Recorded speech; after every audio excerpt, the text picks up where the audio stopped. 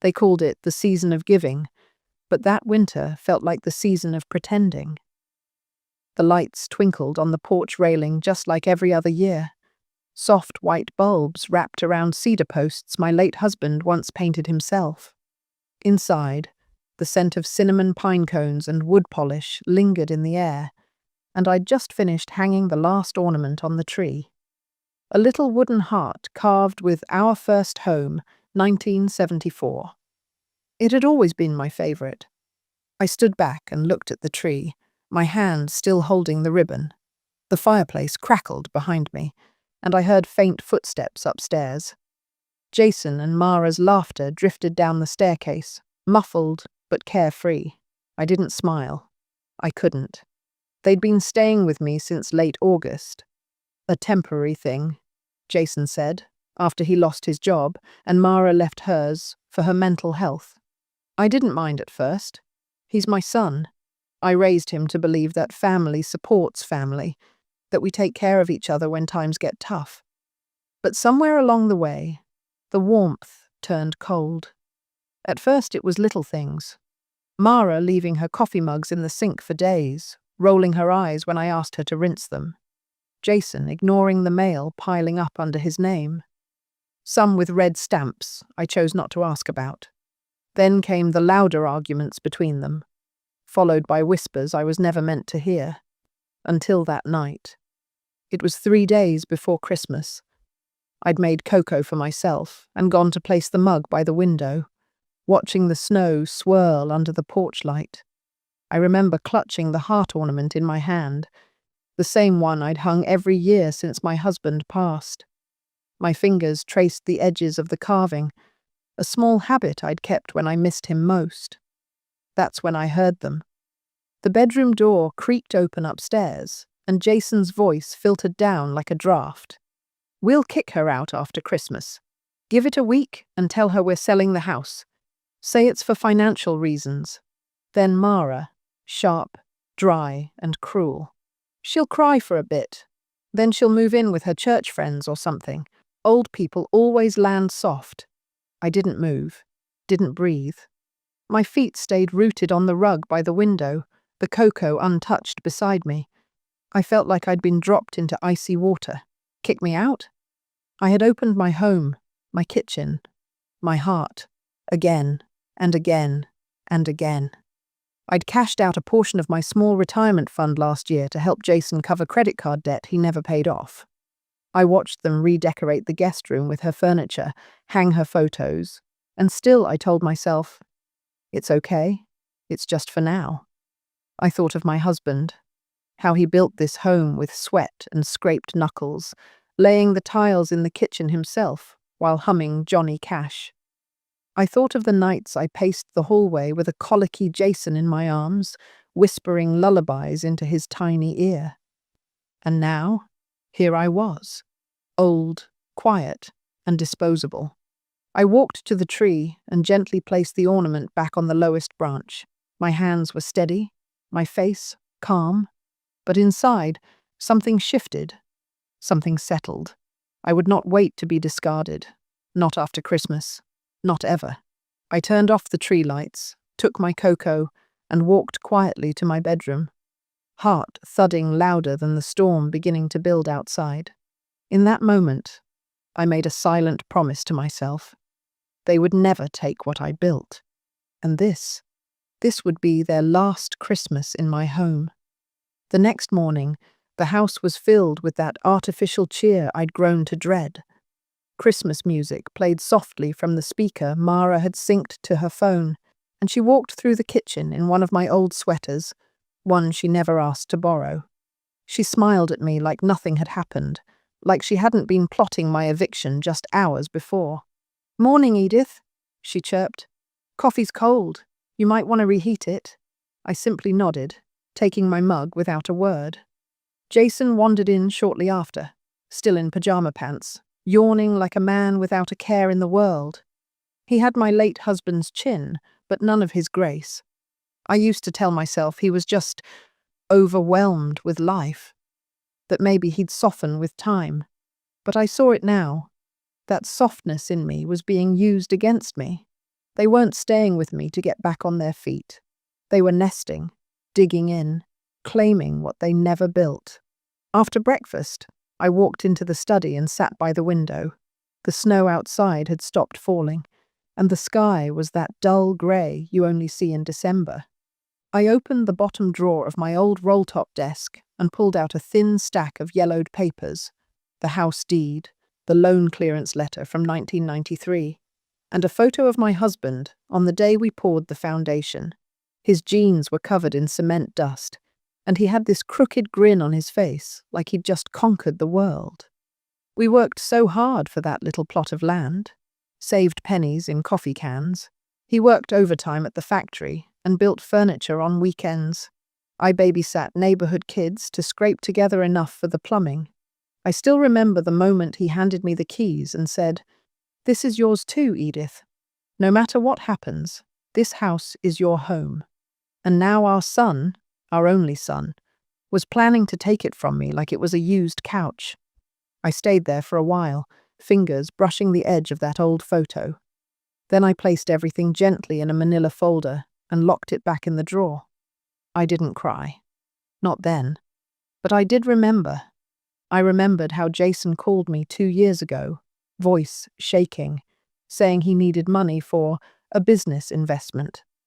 I wired him $14,000 from the last of my savings. He never spoke of that investment again. I remembered how Mara once laughed with her friend on speakerphone and said, "Edith's sweet, but she's from a different time. She thinks having a house makes her powerful." That one stung more than I'd like to admit. I remembered that Thanksgiving, just weeks ago, when they sat across the table and Jason asked if I'd thought about estate planning yet. Mara chimed in with a smirk. "It's just smart, you know, before things get messy." They weren't asking out of care. They were setting the stage. The thing about getting older isn't just that your joints ache or your friends pass on. It's realizing how invisible you've become to the people you once held in your arms. That night, I took out the photo albums from the hallway shelf and sat cross-legged by the fireplace, flipping through page after page. There was Jason, grinning with 2 missing front teeth. There I was, arms around him at his graduation, eyes red from crying. I paused on a photo of him with his father, building the swing set in the backyard. My husband's hand rested gently on Jason's shoulder. "You take care of her when I'm gone, all right?" He'd said that week in the hospital. Jason nodded at the time. He was 34, a grown man, but promises, it seems, don't last long in a world of entitlement. Mara came downstairs briefly and gave me a tight-lipped smile. I told her I was organizing photos for Christmas. She looked bored and wandered away, mumbling something about watching a Christmas special in bed. I waited until I heard the door click upstairs before I carefully opened the desk again, pulled out the deed, and dialed the number on the card tucked inside the folder. My husband's old lawyer, Peter Langston. Retired now, but his son ran the practice. "Hello, this is Clara Langston," a kind voice answered. I cleared my throat. "Yes, hello. I'd like to discuss selling my home, quietly. As soon as possible. I didn't sleep much after that phone call. Not from nerves. No, it was something else. A calm. The kind that only comes after months of being ignored, disrespected, or quietly erased. I had finally stepped back into myself. I felt it in my bones, steady and certain, like the way morning sunlight creeps in before the day knows it's begun. Clara Langston was quick, professional, discreet, and respectful. She called back that afternoon with a plan. "Given your location and condition of the house, we can get a cash buyer. No contingencies, no inspections, all closed before New Year's. We just need your signature and a few disclosures." Her voice was warm but brisk, no small talk. I liked that. I gave her the go-ahead. I said I'd come into the office the next morning.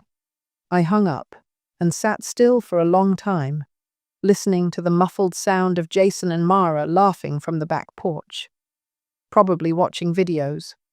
Maybe browsing vacation rentals they assumed I'd never afford to visit. My name was still on everything. The deed, the utilities, even the security system they never bothered to learn to use. The next day, I made up a story about running errands and took the bus to the Langston firm downtown.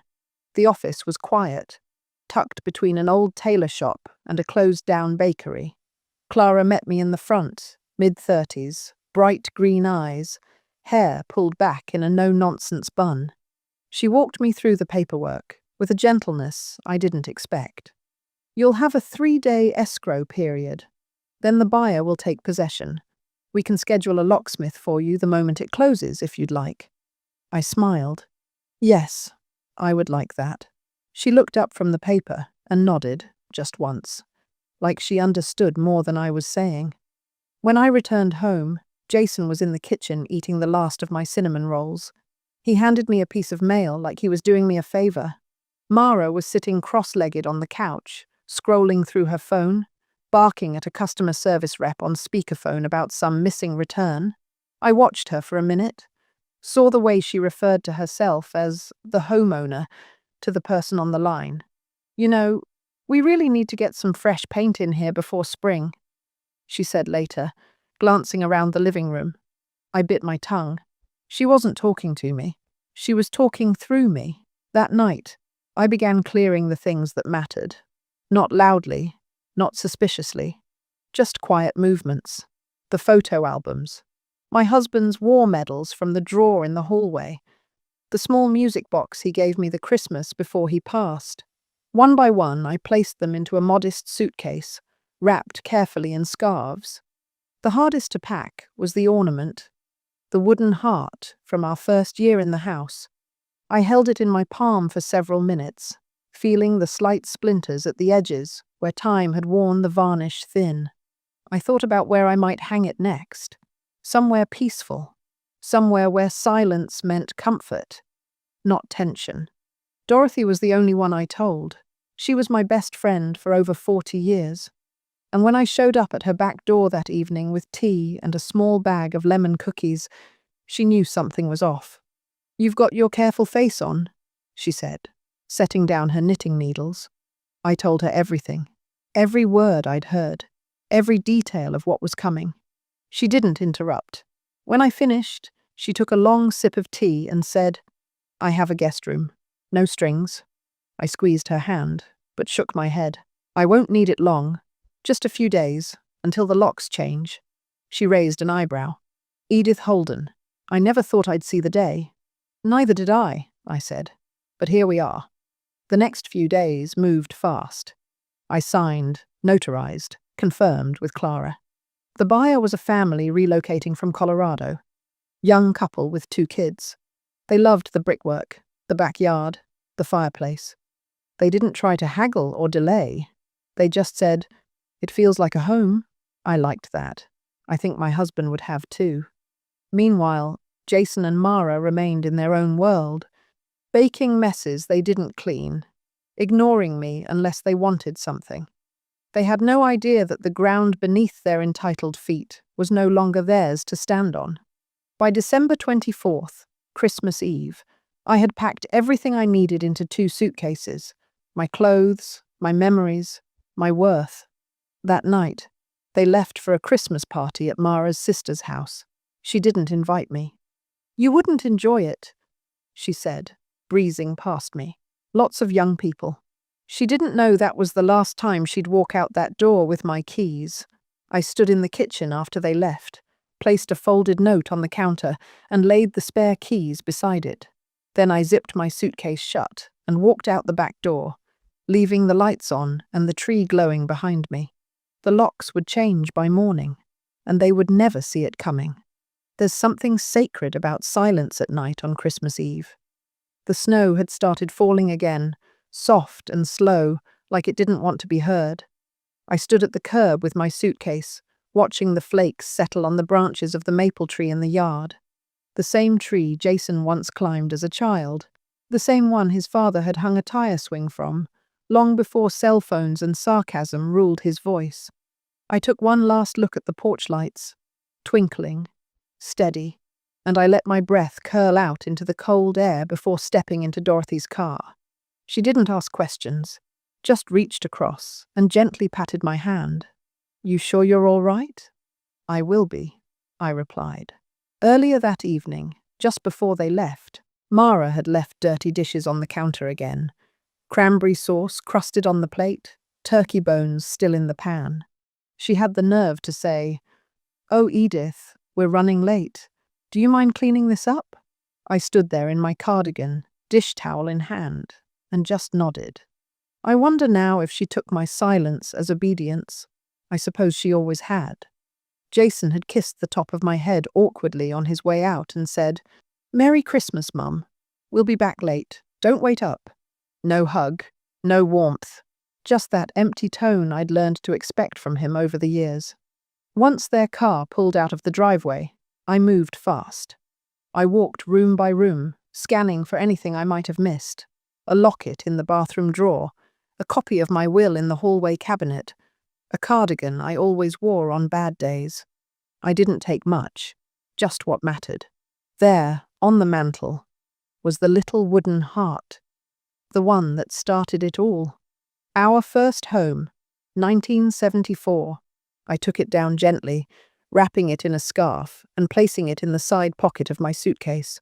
Then I turned and walked to the kitchen, where I'd laid out the folded note on the counter beside the spare keys. The note read simply, "You were guests in my home. You mistook that kindness for ownership. The home is no longer mine, and neither is it yours.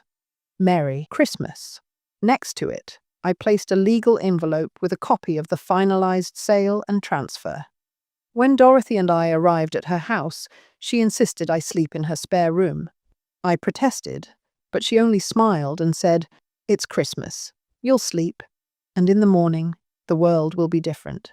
She was right. At 7:30 a.m. on Christmas Day, Clara called. "The transfer is complete. The buyer's funds have cleared, and the new owners will take possession today. The locksmith is en route now to replace all access points, as requested." I thanked her. "And one more thing," she added. "The buyer asked if you left the fireplace tools on purpose. Said they looked hand-forged and wanted to know if you meant to gift them." I smiled. "Yes, I did." At 9:04 a.m., while I sat with Dorothy sipping tea by her bay window, my phone rang again. Jason. I let it ring. He called once, then twice, then 3 more times within 10 minutes. Dorothy looked over the rim of her mug, one eyebrow raised. "You gonna answer that?" "Not yet." By the 6th call, I muted the phone. An hour later, Mara texted, "What the hell is going on? We can't get in. There are strangers inside." I didn't reply. Instead, I scrolled through the photos on my phone and found one I'd taken last night before I left. The Christmas tree glowing softly in the living room, the ornament nestled in its usual spot, my suitcase just out of frame. A goodbye. Quiet. Unannounced. Later that afternoon, Dorothy and I took a walk through the neighborhood. The snow had stopped, and the air was crisp, almost biting. When we passed a small playground, we paused at the sight of a young boy helping his sister build a snowman. Their parents stood nearby, laughing. It reminded me of a time that felt like someone else's life. "Do you regret it?" Dorothy asked gently, linking her arm through mine. "No," I said, without hesitation. The mistake wasn't helping them. It was thinking they'd remember who helped when they didn't need me anymore. She didn't say anything back. She didn't have to. That night, just before bed, I checked my phone again. 12 missed calls, 8 new voicemails. One text stood out. "You can't do this to us. Where are we supposed to go?" But the truth was simple. I hadn't done anything to them. They did it to themselves. I just decided not to stay and watch them finish the job. Jason told the story later, to friends, to co-workers, to anyone who would listen. I heard fragments of it through the grapevine, each version angrier than the last. "We got home from a Christmas party and our keys didn't work. Can you believe that? On Christmas night." He always left out the part where the house wasn't theirs. According to Clara, the locksmith arrived at 10:03 a.m. on Christmas morning. He was met by the buyers, the Harrisons, a young couple with 2 small children. They'd flown in from Denver and were thrilled to spend their first Christmas in their new home. They brought coffee for the locksmith, introduced themselves to the neighbors, unloaded a few essentials from their SUV. By the time Jason and Mara pulled into the driveway that evening, red-nosed, hungover, and exhausted, the porch lights had been switched out. A new wreath hung on the door. Jason tried the key. Nothing. Mara jiggled the knob, then knocked hard. Still silence. Then the door opened, but not to them. A man, mid-30s, wearing a world's best dad sweater, stepped out with a confused smile. "Can I help you?" Jason blinked. This is our house. My mother's house." The man looked over his shoulder, then back at them. "You mean the house we just bought?" He held up a folder. "Clara Langston. Closed yesterday." Mara stepped forward, panic creeping into her voice. "There's some mistake. Edith didn't say anything about selling." "She didn't have to," the man replied, still polite. "She owned it outright." Jason looked stunned, like the wind had been knocked out of him. "She can't just... we lived here." The man's smile faded, and his tone changed. "You stayed here. There's a difference." And then he closed the door. They pounded on it for a while, but it didn't reopen. Mara tried calling me again. Jason sent a string of messages that veered between confusion and rage. "What the hell did you do? Where are you? This isn't legal. You can't throw us out. We're family, for God's sake." I sat in Dorothy's guest room, my phone face down on the nightstand. I didn't need to look. I already knew what they'd say. What surprised me was how calm I felt. No shaking hands, no tears, just a kind of quiet resolution I hadn't felt in years. The next day, Jason left a voicemail that started with a desperate tone and ended with fury. "You know how this makes us look. We've got nowhere to go. You embarrassed us. You didn't even give us a chance to fix things." But I had, for months. I gave them chances when Mara forgot to say thank you, when Jason rolled his eyes at me mid-conversation, when they spoke in whispers they thought I couldn't hear, when they started referring to the house as theirs, right in front of me. They'd had more chances than they deserved. By New Year's Eve, they had moved into a budget motel on the edge of town. I only knew because Mara posted a vague complaint on Facebook. "Some people will pretend to love you just long enough to take everything. Watch your back." The irony didn't escape me. What they really missed wasn't me. It was the comfort, the free meals, the utilities in my name, the unspoken agreement that I would always be there, invisible, quiet, helpful. They'd mistaken kindness for weakness, and now they were learning the difference.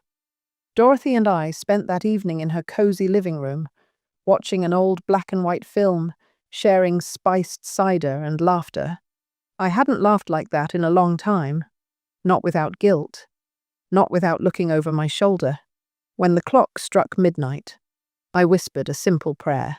Thank you for the clarity, for the courage, and for the silence that finally feels safe. The next morning, I received a letter in the mail, forwarded from my old address. It was from the Harrisons. Inside was a photo of their 2 children standing in front of the fireplace, holding stockings with their names stitched on. Behind them, the tree twinkled with new ornaments, except for one. At the center hung an old wooden heart. Our first home, 1974. Below the photo was a note in careful handwriting. Dear Ms. Holden, we found this ornament and knew it had meaning. We left it up, just for the season. Thank you for this home. We promise to fill it with love. I closed the letter, held it against my chest, and smiled. For the first time in years, I felt like something sacred had been returned to me. Not the house, my dignity. I wish I could say they took it with grace, that they sat down and reflected, that they looked inward, realized what they'd done, and offered some heartfelt apology for the months, years, really, of manipulation and entitlement. But no, people like Jason and Mara don't grieve what they lose. They rage at who took it. 3 days after New Year's, I got a text from an unknown number. "We're meeting with a lawyer. You'll be hearing from us." I read it over tea, one slipper kicked halfway off my foot. I didn't even flinch.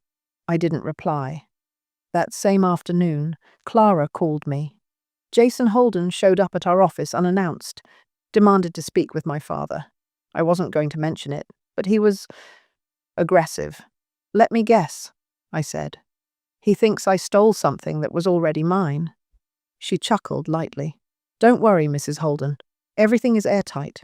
The deed, the sale, the transfer, all by the book. He can throw a tantrum if he wants. It won't change the law." I thanked her and hung up. I felt a slow, steady heat of satisfaction blooming in my chest. Not revenge, not triumph. Just relief. For once, I was protected, and no one could take it away from me. Later that week, Mara made a public Facebook post. It started off vague. Something about being betrayed by someone who raised you. But by the third paragraph, it got nastier. "Imagine letting your own flesh and blood sleep in a motel while you hand over the family home to strangers. Some people aren't just old, they're cruel." Friends commented with fake concern. Others chimed in with, "What really happened? And are you okay?" All posturing. No truth. I didn't respond. Sometimes silence says more than the truth ever could. Then came the final attempt. A voicemail from Jason, 1 minute, 42 seconds long. "Mum, we need to talk. This has gone too far. You've embarrassed us. Do you even realize how this looks? I told Mara this isn't like you, that something's off. Maybe you're confused. I mean, who sells a house on Christmas Eve without saying a word? If this is about something she said, I can explain." He paused, sighed, then added, "Just call me back. We can fix this." I listened to it twice. Not once did he say, "I'm sorry." Not once did he say, "Thank you for everything." Not once did he say, "I was wrong." Just embarrassment, control, deflection, as if I was a broken gate that needed to be fixed. That night, I pulled out the old letters my husband wrote me in the first years of our marriage. We'd never had much money, but he'd always scribble something sweet on the backs of receipts or paper scraps. "If you ever doubt it, you are the reason this house feels like home." I ran my fingers over the faded ink, and I finally let myself cry. Not for them. For me. For how long I'd waited for someone to see my worth. For how many birthdays and holidays I'd spent putting out fires instead of candles. For how long I'd stayed silent in the name of keeping peace, when all it did was keep me small. Dorothy knocked gently on my door, just as I was folding the last letter away. "There's a delivery for you." I raised a brow. "Delivery?" She handed me a package, plain brown paper, no return address. I opened it slowly. Inside was a photo frame, a screenshot, Mara's public Facebook post, followed by over 100 comments beneath it. Except someone had replied with a single sentence that went viral. "Imagine living in someone's home, eating their food, and planning to kick them out, only to be shocked when they leave first." It had over 2,000 likes. I laughed. Actually laughed. The kind that comes from deep in your stomach when something absurd finally collapses under its own weight. Someone out there saw it, understood it, and said it better than I ever could. By the end of January, Jason and Mara had moved to another state. No goodbyes, no warning. Just vanished like a bad draft. Dorothy and I drove past the old house a few weeks later. The Harrisons had planted new shrubs and added a small bench beneath the maple tree. Their kids were playing catch in the yard. It didn't hurt the way I thought it would. I realized something, standing there watching them laugh. That house wasn't my final chapter. It was theirs, and I had no interest in reading it anymore. Some people imagine freedom as something loud. Cheers, champagne, suitcases flung open in airports. But for me, it was a quiet morning in February. I stood on the porch of my new cottage, wrapped in a soft grey shawl Dorothy had given me, sipping tea while the sunrise stretched across the frozen lake like a silk ribbon unraveling. It was small, 2 bedrooms, 1 bath, and a fireplace that needed coaxing. But it was mine, paid for in full. No strings, no footsteps overhead, no slammed doors, no whispered betrayals behind hallway walls, just stillness and space to breathe. I didn't decorate much, a few framed photos, my husband's toolbox in the shed, and the wooden heart, our first home, 1974, hanging beside the back door. A new place, but I still carried the love that built the last one.